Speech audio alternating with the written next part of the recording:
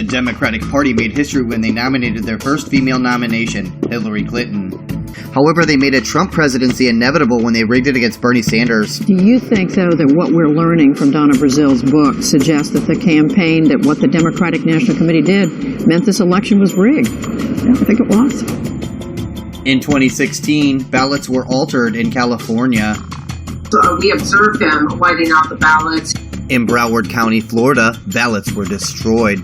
She violated federal law and state law by destroying the ballots prematurely. She concealed the fact that she had destroyed the ballots for a full 2 months. If this doesn't amount to malfeasance and nonfeasance, what does? The Democratic Party does not want progressives running on their platform. Voter suppression that happened in 2016 happened in 2018 as well. Our elections will always be rigged unless we stand against our oppressors. The process is rigged. This whole election is being rigged. Together we can unrig the system. Until then, it's rigged. Warning. Mainstream media is repeatedly reporting that Russia stole the election from Hillary Clinton. I repeat, warning. Mainstream media is reporting the Russians stole the election from Hillary Clinton. It's not funny. Protect yourself from exposure to mainstream media lies, propaganda, and fear tactics. Extended exposure to mainstream media lies, propaganda, and fake news may result in you buying anything from anyone at any time and for any price. This is a documentary made by myself, BC DeGraff. DNC chose a weaker candidate over Bernie Sanders to run against Donald Trump.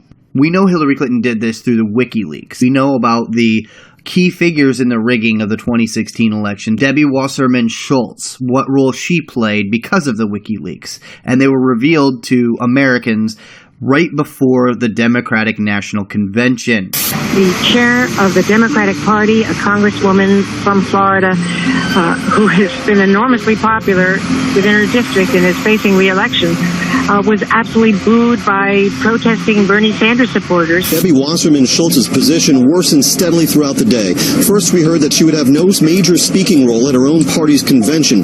Then it emerged that she wouldn't even chair the proceedings. Finally came the word that she is stepping down as DNC chair after this convention at the end of the week, in return for which she was reinstated as a speaker here and as the individual who will gavel this convention to its open and close. The stunning fall of Democratic Party chair Debbie Wasserman Schultz, one day after she campaigned with the party's newly minted ticket, reflected continued fallout from the publication online of nearly 20,000 internal DNC emails by WikiLeaks. Their authenticity unchallenged, the emails catalog the contempt senior DNC officials held for Bernie Sanders, the socialist senator from Vermont, whose upstart campaign captured 22 states and 43% of the vote against establishment favorite Hillary Clinton. When an aide reported to Wasserman Schultz Sanders' vow to remain in the race to the end, the DNC chair replied, spoken like someone who has never been a member of the Democratic Party and has no understanding of what we do. Wasserman Schultz derided Sanders' campaign manager Jeff Weaver as alternately a damn liar, scummy, and an ass. In May, the party's chief financial officer suggested to 3 other top DNC officials that Sanders' religion be used against him in southern states. For Kentucky and West Virginia, wrote Brad Marshall, can we get someone to ask his belief? Does he believe in a God? He had skated on saying he has a Jewish heritage. I think I read he is an atheist. This could make several points difference. My Southern Baptist peeps would draw a big difference between a Jew and an atheist. Today, Sanders, who has long clamored for Wasserman Schultz to step down, said he was disappointed by the WikiLeaks revelations, but not shocked. I told you long time ago that the DNC was not running a fair operation, that they were supporting Secretary Clinton. So what I suggested to be true 6 months ago turns out, in fact, to be true. The Clinton campaign cast the emails and the sentiments they captured as irrelevant to the outcome of the nomination battle waged this spring. And these 20,000 emails is an exchange between Donna Brazil and 4 other DNC officials from May of this year. It was in response to an interview request SMS from a reporter named Abby Phillip of the Washington Post, who wrote, "Wanted to ask you about this fight between the Sanders camp and DNC over adequate representation on the platform committee and others ahead of the convention." That was forwarded to DNC officials, to whom Brazil then replied, and I quote, "I have no intentions of touching this. Why? Because I will cuss out the Sanders camp." During the Florida delegates' breakfast, delegates booed Debbie Wasserman Schultz off the stage. Between now and November 8th, on the campaign trail, and we will lock arms, and we will not stand down. We will make sure that the people of Florida have the priorities that we know we need to accomplish. Thank you very much, and on to victory. Debbie Wasserman Schultz is toxic to the progressive agenda. Bring in Andrea Mitchell. She joins me on the phone. She was inside the Florida delegation breakfast. Andrea, what did you hear? Because for us, we heard cheering, we heard jeering. It really seemed quite chaotic. She was booed off the stage. I've never seen anything like this. One day we will be able to prove that Seth Rich leaked the emails and confirm it. Until then, it's suspicion. We have reason to be suspicious. They have shown us that we have reason to be suspicious. Excuse me, Seth Rich with the DNC. I think several of you have spoken about provisional ballots and rejected ballots. How do we get better access to data that tells us why ballots are rejected, why ballots are cast as provisional, so that we can analyze that and then develop better training guides? Let's take you on the mystery of Seth Rich. This is a guy who was a real Bernie Sanders supporter, open Bernie Sanders supporter who worked for the DNC. The DNC absolutely rigged the primary. He was there while this was all going down. So was Donna Brazile. He was a young guy who was very optimistic and had this view of the world where the guy fucking wore American flag pants and shirt. There's a famous picture of him with a beer on. He's a patriot in a lot of ways. He wanted to be involved in the political process. He was very idealistic. He was probably shattered by finding out that the party that he was working for was corrupting the democratic process. It comes to things that are rock solid and clear, like that Seth Rich was murdered and people want to ignore it. I'm like, what the fuck do you think happened? There has to be some sort of a disconnect here. When a person is giving information to WikiLeaks that exposes corruption inside the very organization that's responsible for the fucking Democratic Party. Julian Assange, the head of WikiLeaks, once more earning the ire of the Democratic Party in the United States. This time he's offering money for information into the death of a young staffer. Whistleblowers go to significant efforts to get us material and often very significant risks. As a 27-year-old works for the DNC, who was shot in the back, murdered just 2 weeks ago. That was just a robbery, I believe, wasn't it? No. Within the emails, we learned about the real Hillary Clinton. We learned about her associations. We learned about the sabotage of Bernie Sanders' campaign. We learned about all of it. Very proud of being Jewish, and that is an essential part of who I am. Hillary Clinton was determined to steal the nomination in the presidency. Only a corrupt party would go against what the people want. Hillary Clinton and the DNC tried very hard to cover up her scandals, but the emails exposed more. Nothing could stop what the emails did. It showed their corruption. Debbie Wasserman Schultz, the chair of the Democratic National Committee. If elected president, she would not be reappointed to be chair of the DNC. So this WikiLeaks thing with Julian Assange is the craziest shit ever, when he said there's consequences to sharing information with us.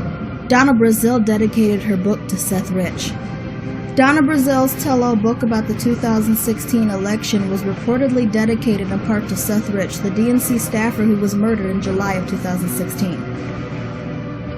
She writes, "In loving memory of patriot Seth Rich." 2 weeks after Rich's death, WikiLeaks released thousands of emails from the DNC provoking conspiracy theories around Rich's role in the emails and the cause of his death. Brazile also wrote that Rich's murder haunted her, according to the Washington Post. In the book, the former interim DNC chair also went into detail about the Hillary Clinton campaign, reportedly writing that she felt as though the Clinton campaign treated her like a slave.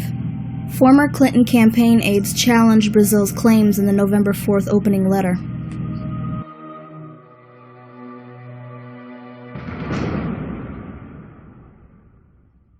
According to a story by the Gateway Pundit, WikiLeaks released a series of direct messages between Guccifer 2.0 and actress Robin Young, which state that Guccifer's leaker of Democratic National Committee emails, such as Clinton's and John Podesta's, was really 27-year-old Seth Rich. Rich was in a position to acquire the emails legally as he was the DNC's Voter Expansion Data Director. Rich would have had broad admin privileges covering all email traffic with the DNC, and he also would have had unlimited access to the DNC's data center. Rich was found shot in the back multiple times on July 10th, about a block from his home 2 miles north of the U.S. Capitol building at 4:20 a.m. early on Sunday morning after staying up all night at his job at the DNC. The killer did not take Rich's wallet, watch, or cell phone. Julian Assange offered a $20,000 reward for info on who killed Rich and has insisted throughout that the DNC emails were not the result of a Russian hack. Last August, Assange reportedly told a Dutch TV station known as Nieuwsuur, or NOS, that the source of the leak was the 27-year-old Rich. The same month, Guccifer 2.0 was in contact with actress Robin Young. Young, who is this person? Guccifer 2.0. His name was Seth. Suppose you know who I'm talking about. Young. Yes, it was horrifying to hear about his death. I have no facts, but my opinion, Hillary had him murdered. The FBI wanted to look at the DNC servers during the investigation of Rich's death, but the DNC would not allow it. Since when can the DNC not allow the FBI to investigate evidence of a capital murder? John Podesta writes, I'm definitely for making an example of a suspected leaker, whether or not we have any real basis for it. WikiLeaks were blueprints into what the DNC planned for Hillary Clinton, into how they planned on capitalizing, and how they planned on sabotaging Bernie Sanders' campaign. It was all there. It was written. She wrote those emails. Her team wrote those emails. This is according to the FBI report. They found what he had done. He had submitted a series of documents, of emails, some juicy emails from the DNC. Let me say something about Seth Rich. You know, I noticed that you spoke often about Seth Rich. We noticed that in your book you dedicated your book to Seth Rich and many others, but also to Seth Rich. And as you know, many believe Seth Rich leaked the DNC emails to WikiLeaks. And some believe that he was killed for that reason, Donna. The DC police, as you know, say that they think it was a botched robbery. Yes. I know that you were on George Stephanopoulos' show, and you said that you felt unsafe after the murder of Seth Rich. And my question is, if you believe it was a botched robbery, why would you feel unsafe? Well, first of all, many of our staffers, once their personal information was shared on the internet, they began to get threats and just intimidated. And you know the internet, so I don't have to explain much more. Let me say something about Seth Rich. Seth was an honorable, decent, very good young man. Seth could have worked in any department in the DNC. As vice chair for civic engagement and voter registration and participation, Seth worked in our department. Our job was simple. Our job was to protect every eligible citizen who wanted to vote. Seth worked with Pratt Wiley and many others to create the kind of data tools and other information to help people navigate the political process. Are you registered to vote? Where's your precinct? How do you get information about your polling place? That kind of stuff. We found no evidence whatsoever on Seth's computer, on Seth's devices, that he was doing anything outside of his job of being a very good professional staff person at the DNC. Unfortunately, some people have used his murder to distract us from the ongoing Russian investigation and to create yet another false narrative that Seth had access to information, and that's just a bogus lie. And it's sad that Seth's parents, who I know very well, and I wish him happy Hanukkah, Seth's parents are still grieving over the loss of their son, and they cannot come to closure with this because people have used this as a political football to try to attack the DNC and to also try to attack Hillary Clinton. Donald, we're trying to understand why you would feel unsafe if this was a botched robbery. I live very near D.C. I grew up in D.C. I was born at D.C. General Hospital. And the idea of someone killing someone, murdering someone, why would that make you personally feel that way? See, that's the thing. People want to know, why did you have a feeling of like maybe you wouldn't be safe? Is there any connection at all that I've heard on a lot of if anyone is familiar with the streets as well as the suites, it's me.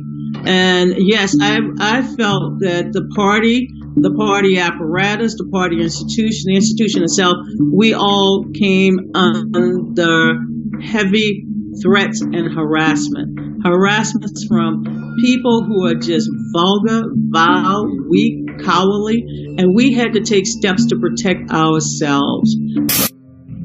Let's see how all this got started. The emails were leaked in the summer of 2016. The DNC used Russia as damage control. Releasing the newest batch of what are believed to be campaign chairman John Podesta's hacked emails. One showing just how much Clinton's team struggled to get her to apologize over that private server controversy. A top advisor writing, her inability to just do a national interview and communicate genuine feelings of remorse and regret is now, I fear, becoming a character problem, more so than honesty. I see no downside in her actually just saying, look, I'm sorry. I think it will take so much air out of this. Podesta agreeing, saying, trying to figure out how to get her there and best way to execute.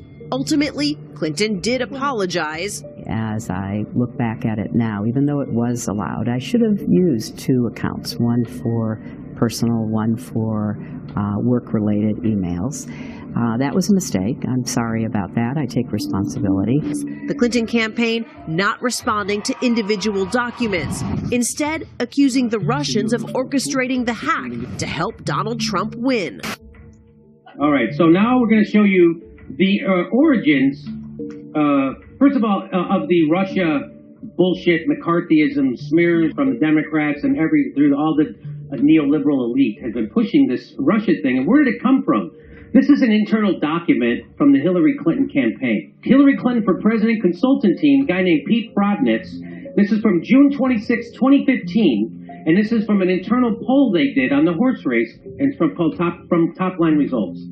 So if you look where that arrow points, that's the conclusion of their internal polling was that Secretary Clinton's top vulnerability as tested in this poll is the attack that claims that as Secretary of State, she signed off on a deal that gave the Russian government control over 20% of Americans' uranium production after investors in the deal donated over $140 million to the Clinton Foundation. And by the way, Bill Clinton also got $500,000 from a Kremlin-connected bank at the same time as this deal was going through, and that was among his highest paid speeches of his life. Half of all likely voters are less likely to support Clinton after hearing that statement, and 17% were much less likely to support. So they said that was her biggest vulnerability. 12/21/2015. So just a few months after that internal report, Donald Trump starts the surge. At the end of 2015, he starts the surge, and they start to get scared. So if you read that part in blue at the bottom, what it says is, the best approach is to slaughter Donald for his bromance with Putin. That's where this comes from. FBI and the DHS, Department of Homeland Security, were not allowed to look at the DNC or Podesta servers. Comey was asked if he had seen the servers at any time during the investigation. We never got direct access to the machines themselves. The DNC in the spring of 2016 hired a firm that ultimately shared with us their forensics from their review of the system. H.A. Goodman shines some light on the firm he's referring to.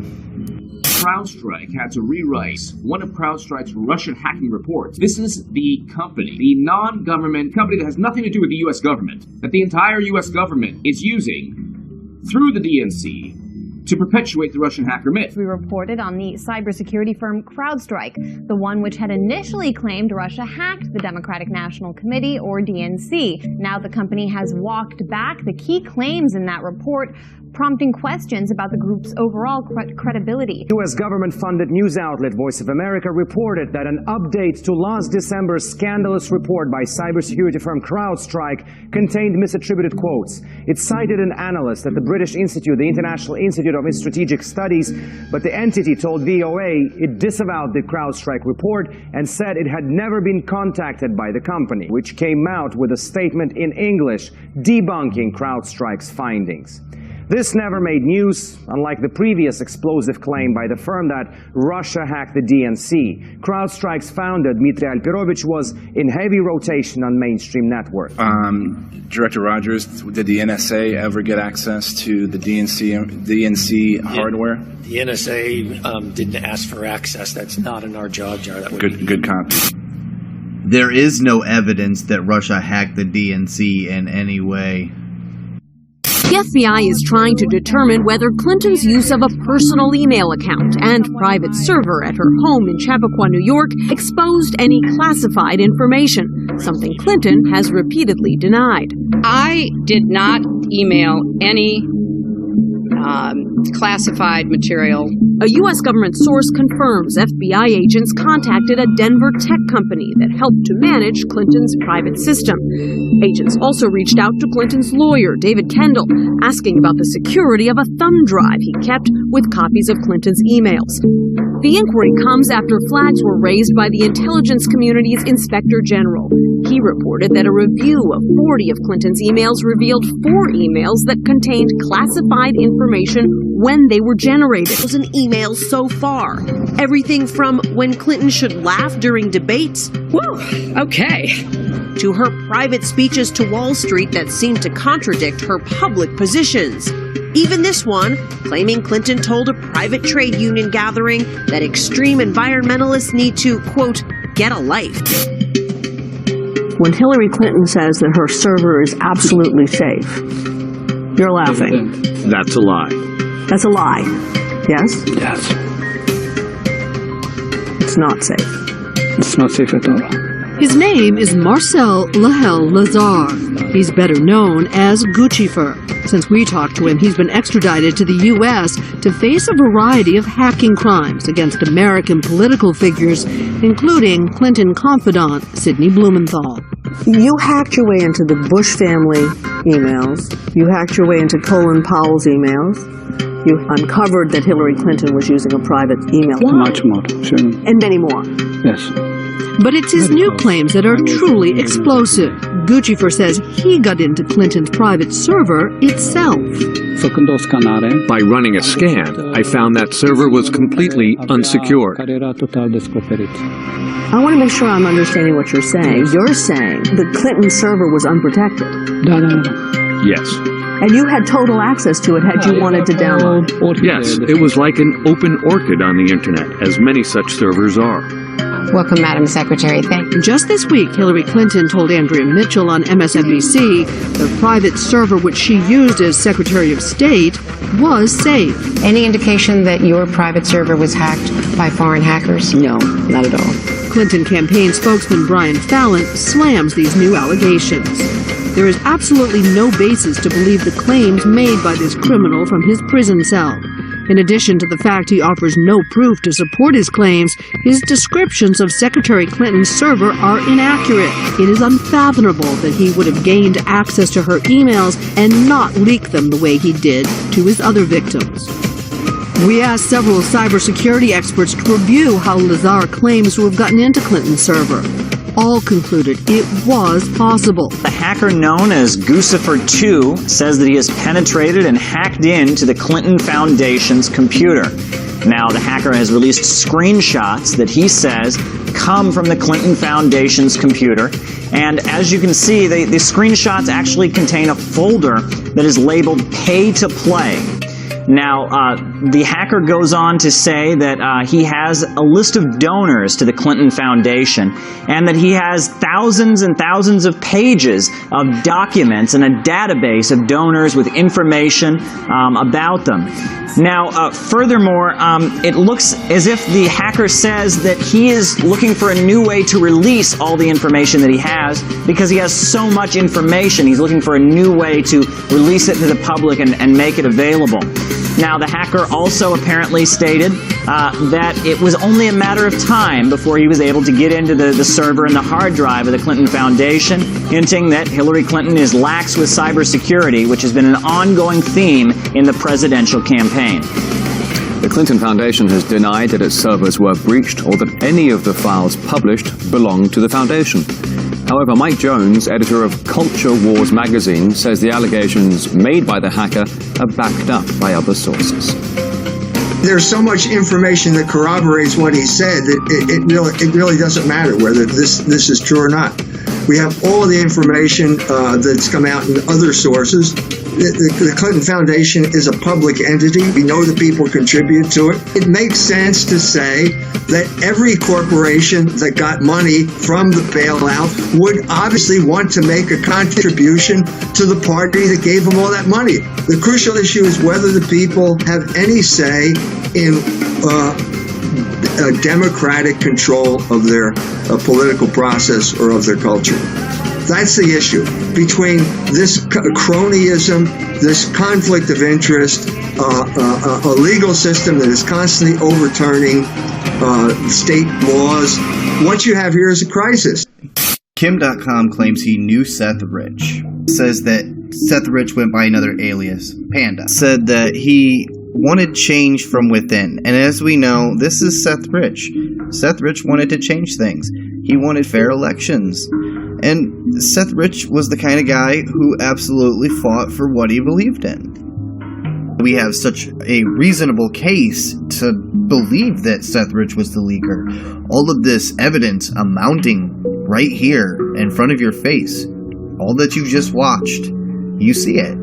There's reasonable doubt in the mainstream media narrative, and there's reason to believe that Seth Rich was murdered to cover up the fact that he leaked the emails and was probably going to leak more. What we know from Seth Rich's murder is that it was not a botched robbery. Suspects likely got away with something, as the witness has stated.